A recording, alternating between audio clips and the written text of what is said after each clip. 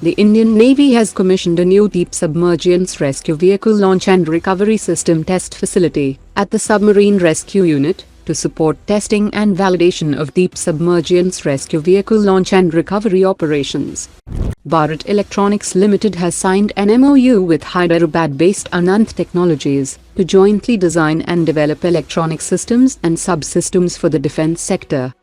The Indian Army's Northern Command is seeking 2,405 lightweight anti-armor warheads for FPV and kamikaze UAVs, with each payload weighing around 400 grams and capable of penetrating at least 100 millimeters of armor. The Indian Air Force is expanding the use of 3D printing technology to manufacture critical aircraft and helicopter components, reducing long delays and import dependence for spares, particularly for its aging Russian origin platforms, that will improve aircraft availability and reduce dependence on unpredictable foreign supply chains. A new independent study suggests that the Indian Air Force could require around 67 to 79 fighter squadrons to achieve a high probability of air superiority in a simultaneous conflict with China and Pakistan. The estimated requirement underscores the scale of India's challenge, as achieving this level of force would require both accelerated acquisitions and rapid modernization of existing squadrons.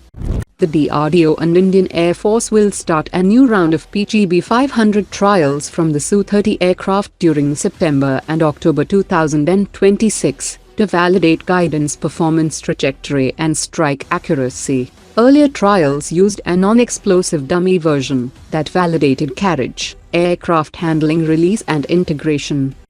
The DRDO and Indian Air Force have begun conceptual planning for Netra MK3, India's first indigenous heavy-class airborne warning and command platform. Wide-body aircraft such as the Airbus A330 are being studied for greater endurance, power and mission space that will provide full 360-degree radar coverage, significantly greater sensor reach and expanded battle management capability.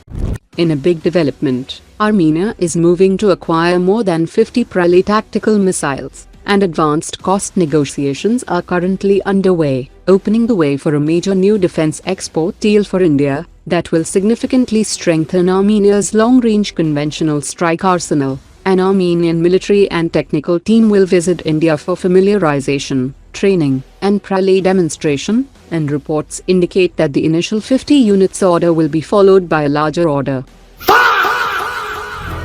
The DRDO and Aeronautical Development Agency are developing an indigenous fighter ejection seat system for the Tejas Mark II and AMCA. A proven foreign ejection seat system will be used during the prototype and early production phases to minimize flight test and certification risks, with the indigenous seat eventually replacing imported systems.